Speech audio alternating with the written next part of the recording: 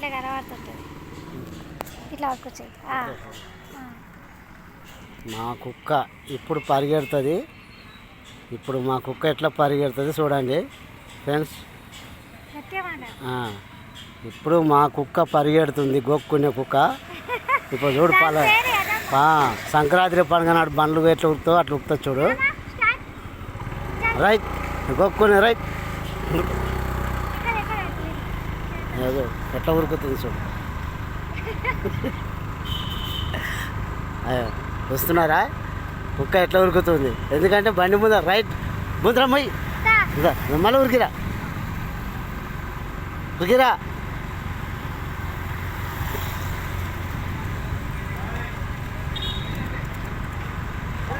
ఉరుకో ఇట్లా ఉరుకుతుంది అన్నట్టు మా రైట్ హ్యాండర్ గన్మెన్.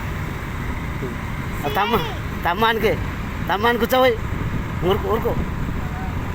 అదోడు ఈ రైట్ హ్యాండర్ కుక్క అన్నట్టు. పొద్దుగాల ఉరుకోవచ్చుడు, రాత్రికి ఉరుకోవచ్చుడు. ఇలా బండి మీద ఎక్కుతుంది. అయితే బండి మీద ఇలా కూర్చోబెట్టలేదు, రన్నింగ్ చేస్తుంది. రా ఉరుకు దా.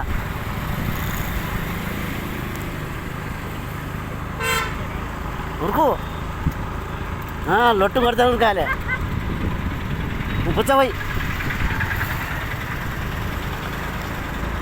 సరే రైట్. ఇంత పరిగెట్టిన కుక్క లక్షలు పెడితే కూడా ఉండదు. 10 లక్షలు పెట్టిన కుక్క రాదేమ్మడి. ఇంటికి వచ్చేటప్పుడు ఇంటికి షాప్ కాడికి వచ్చే షాప్ కాడికి. దీని పేరు ఎర్రమ్మ. మనం ముందరే పోతుంటప్పుడు ఎవరన్నా మాట్లాడి వాళ్ళ దెబ్బ పడే అనుకో, మాట్లాడకూడదు, ఏమయ్యా అని అడగకూడదు. అది దాని గుణం. మంచిగా వస్తుంది. ఇది రాఘవేంద్ర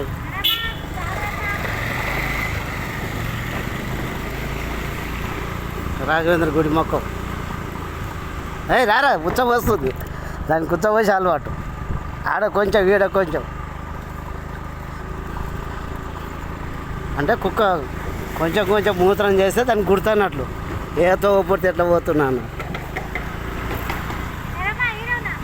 పా మళ్ళా కొంచెం బండి ఆగిందనుకో మళ్ళీ ఇలా పడుతుంది.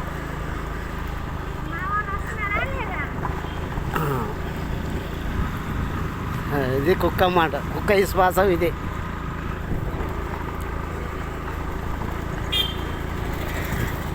రన్నింగ్ దా.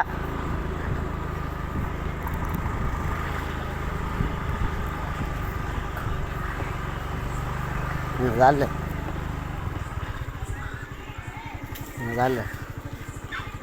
ఇంకా దా.